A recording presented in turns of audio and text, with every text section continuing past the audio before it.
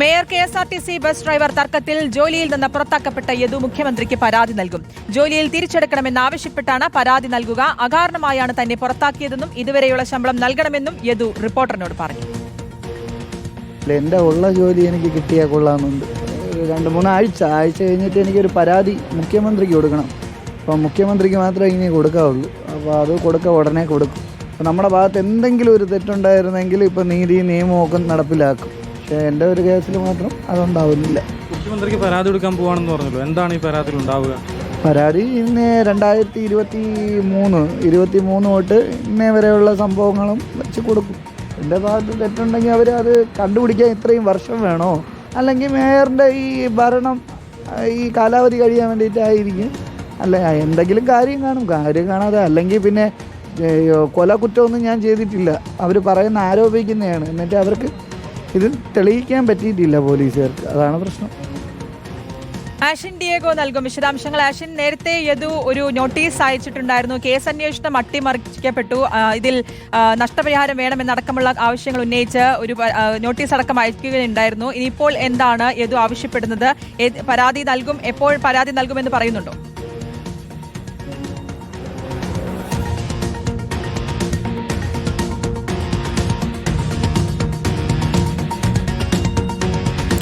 Mayor KSRTC bus driver തർക്കത്തിൽ ജോലിയിൽ നിന്ന് പുറത്താക്കപ്പെട്ട യദു മുഖ്യമന്ത്രിക്ക് പരാതി നൽകാൻ ഒരുങ്ങുകയാണ്. പരാതി നൽകും. ഇതിൽ ജോലിയിൽ തിരിച്ചെടുക്കണമെന്നാവശ്യപ്പെട്ടുള്ള പരാതി മുഖ്യമന്ത്രിക്ക് നൽകുമെന്നാണ് യദു റിപ്പോർട്ടറിനോട് പറഞ്ഞത്. തന്നെ അകാരണമായാണ് പുറത്താക്കിയത്. അതിൽ ഇതുവരെയും ശമ്പളം അടക്കമുള്ള കാര്യങ്ങൾ, അതായത് ഇതുവരെയുള്ള ശമ്പളം നൽകണമെന്ന് കൂടി യദു ആവശ്യപ്പെടുന്നു.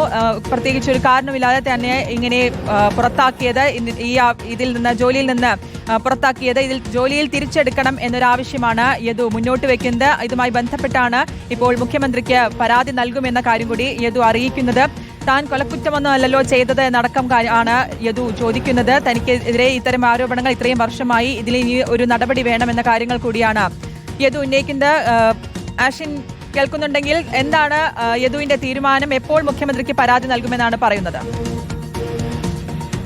ഈ ഒരു സംഭവവുമായി ബന്ധപ്പെട്ട് മുഖ്യമന്ത്രിക്ക് വരുന്ന ആഴ്ചയിൽ തന്നെ പരാതി നൽകാനാണ് യദു തീരുമാനിച്ചിട്ടുള്ളത്. കാരണം 2023 അവസാനത്തോടു കൂടിയാണ് ഇത്തരത്തിൽ ഒരു തർക്കമുണ്ടാകുന്നതും. മേയർ KSRTC ബസ് ഓടിക്കുന്ന സമയത്ത് ഇത്തരത്തിൽ റോഡിന് കുറുകെ വെച്ച് വാഹനം തടഞ്ഞു നിർത്തി ട്രിപ്പ് അടക്കം മുടക്കി ഇത്തരത്തിലുള്ള സംഭവങ്ങൾ ഉണ്ടാകുന്നത്. പക്ഷേ തനിക്കെതിരെ ഇതുവരെയും ഇത്തരത്തിലുള്ള ഈ ഒരു സംഭവവുമായി ബന്ധപ്പെട്ട്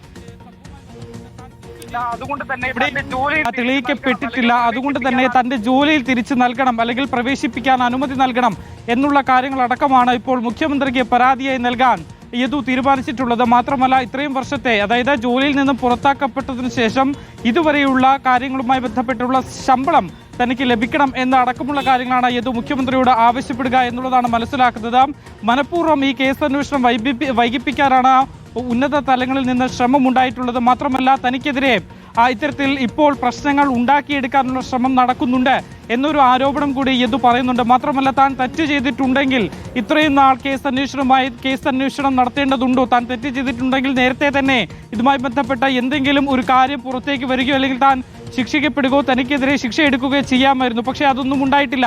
അതിനർത്ഥം തന്റെ ഭാഗത്ത് തന്നെയാണ് ശരി എന്നുള്ളത് തന്നെയാണ്. അതുകൊണ്ട് തന്നെ തനിക്ക് എത്രയും വേഗം ജോലിയിലേക്ക് തിരിച്ച് പ്രവേശിക്കാൻ അനുമതി നൽകണം, ജോലി തിരിച്ചു വേണം എന്ന അടക്കമുള്ള കാര്യങ്ങൾ ആവശ്യപ്പെട്ടുകൊണ്ടാണ് മുഖ്യമന്ത്രിക്ക് പരാതി നൽകാൻ ഇപ്പോൾ യദു തീരുമാനിച്ചിട്ടുള്ളത്. അതേസമയം തന്നെ ഈ തെരഞ്ഞെടുപ്പുമായി ബന്ധപ്പെട്ടുള്ള കാര്യത്തിലും യദു അഭിപ്രായം പറഞ്ഞിട്ടുണ്ട്. തനിക്ക് പാർട്ടിയുമായി ഏതൊരു വിധത്തിലുമുള്ള ബുദ്ധിമുട്ടോ പ്രശ്നങ്ങളോ ഇല്ല. പക്ഷേ മേയറുമായാണ് പ്രശ്നങ്ങൾ ഉണ്ടായത്. അതിനുശേഷം ഇപ്പോഴും ഭീഷണി അടക്കമുള്ളവ തുടരുന്നുണ്ട്. ഈ ഒരു സാഹചര്യത്തിൽ മുഖ്യമന്ത്രിക്ക് പരാതി കൊടുത്ത് മുഖ്യമന്ത്രി ഈ ഒരു വിഷയത്തിൽ ഇടപെടും എന്ന് തന്നെയാണ് തന്റെ പ്രതീക്ഷ എന്നുള്ളതാണ് യദു പറയുന്നത്. ശ്രുതി. ഓക്കെ, ആഷിൻ ഡിയേഗോയാണ് വിശദാംശങ്ങൾ നൽകിയത്.